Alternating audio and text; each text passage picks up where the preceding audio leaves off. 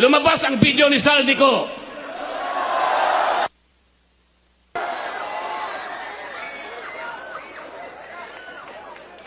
Ano sabi? Ano sabi nila? AI yan. Ano? Sasagkain na naman nila yung transparency. Palalabuin na naman nila. Para sa ganun, yung accountability ay hindi natin may pipilit. AI ba yun? Yung AI walang anino. Nakikita ko yung anino ni Saldico.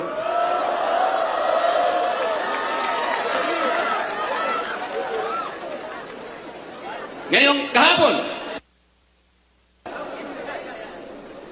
dahil nakita nila yung paglalahad, yung video recording ni Saldico, na sinasabi nilang AI. Paano magiging AI? Ito'y unang lumabas sa official page ni Saldico mismo. Nagpalabas ng statement ang ombudsman. Ano sabi nila? Kahapon lang ito. O para bago namin tanggapin yan. Kinakailangan na umuwi ka rito at paberipika mo yan. Siguro panutaryo mo yan. Gawin mong opisyal yan.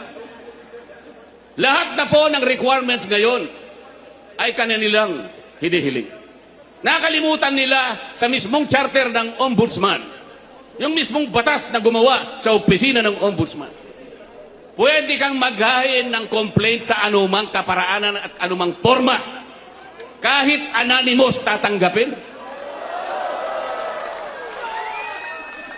Paano natin may papalitaw ang transparency at magkaroon ng accountability sa ating bansa kung ang namumuno sa Ombudsman Office na dating Secretary ng Department of Justice at ang kanyang Prosecutor General, sila ang unang taga-usig, sila ang unang dapat magsampa ng naukol na kaso para sa ganun mapanagot natin ang nagkasala.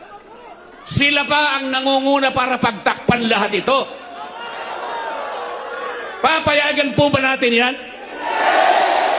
Hindi ba iniinsulto nila tayo niyan? Papayag ba kayong mainsulto?